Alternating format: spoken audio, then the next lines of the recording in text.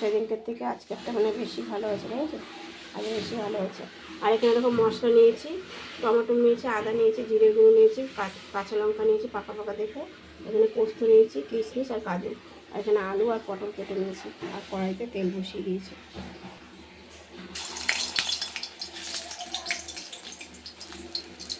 আজকেরটা দেখো একটু বড় বড়, আজকেরটা একটু কেটে দেবো।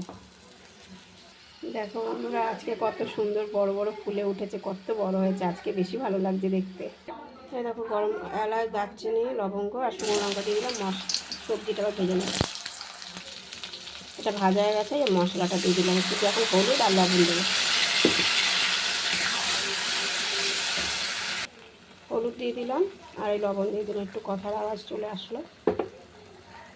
মশলাটা আবার ভালো করে কষিয়ে, মশলাটা কষানো হয়ে গেছে। দেখো এগুলো একটু ছোটো ছোটো করে কেটে নিয়েছি, এর মধ্যে একটু কষিয়ে নিই ভালো করে, তারপরে হালকা একটু জল দিয়ে দেবো। কষানো হয়ে গেছে, জল দিয়ে দিলাম,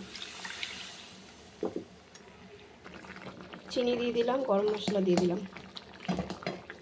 আর এই দেখো ঘি দিয়ে দিলাম। তরকারিটা হয়ে এসছে, এবার নামিয়ে দেবো।